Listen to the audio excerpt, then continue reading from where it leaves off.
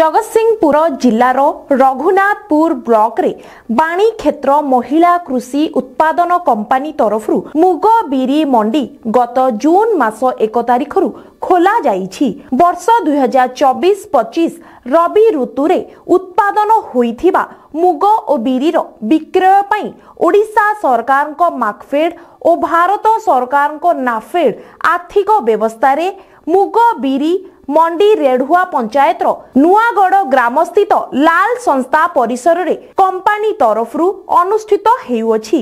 केंद्र सरकार को संस्था SFAC प्रत्यक्ष तत्वावधान रे खोला जाइथिबा महिलांको कंपनी रे वर्तमान सुधा ब्लॉक रो विभिन्न पंचायत रु 575 जन अंशीदार सदस्य अछंती। श्रीमती कादम्बिनी बेहेरा, कृष्ण प्रिया विश्वाल और शांतिलता द्विवेदी निर्देशिकांक सहित मनीषा बारिक और शुभस्मिता स्वाई उक्त मंडी को सुचारू रूपे परिचालना करुछंती। वर्तमान सुधा एही मंडी रु 751 क्विंटाल मुग चासी भौणी मानंक ठारू किना जाई मार्कफेड माध्यम रे CWC को दिया गलानी। मंडी रे बहुत भाग चासी जोड़ी होई निजर उत्पादित मुग को बाजार रो दर ठारू प्राय 2500 टंका अधिक मूल्य रे पैसा पाई आर्थिक लाभवान होई पारुछंती। प्रकाश थाउ कि चलित वर्ष मुगर बाजार मूल्य क्विंटाल पिछा 6000 टंका थिबा बेले